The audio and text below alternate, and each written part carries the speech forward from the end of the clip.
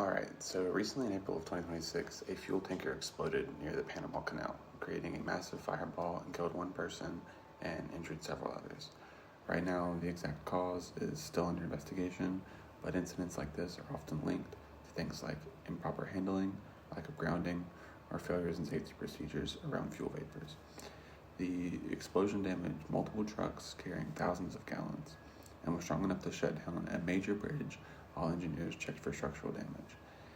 It also sent black smoke into the air and created potential environmental risks near one of the busiest waterways in the world.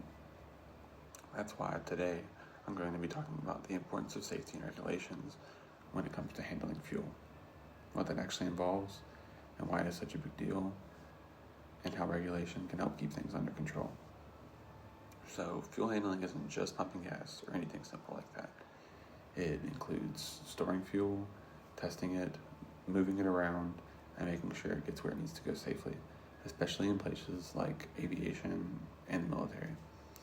That goes into my job, where we're consistently dealing with fuel systems, checking for contamination, and making sure everything is running the way that it should. Because at the end of the day, if fuel isn't right, nothing else works. The big reason safety is so important is because fuel is extremely flammable. Like, it doesn't take much for something to go wrong. Vapors alone can ignite under the right conditions. And it's not just fire risk either. You've got health risks and environmental damage if something spills or leaks. According to the National Fire Protection Association, flammable liquids are the major cause of industrial fires, which just shows how serious it actually is. So that's why things like grounding equipment, wearing the right gear, and constantly checking for hazards aren't optional. They are required. And that's where regulation comes in.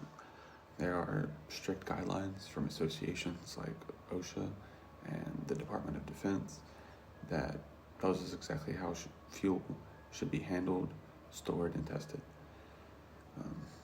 These rules are there to reduce mistakes and keep everything consistent. For example, fuel has to be tested before it's used, and equipment has to be inspected regularly. And according to OSHA, following proper procedures for flammable liquids significantly reduces work accidents.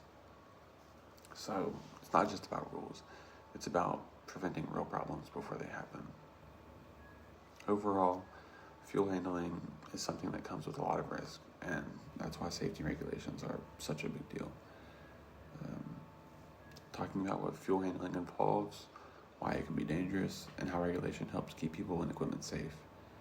At the end of the day, fuel is what keeps operations running, but if handled wrong, it can shut down everything just as fast.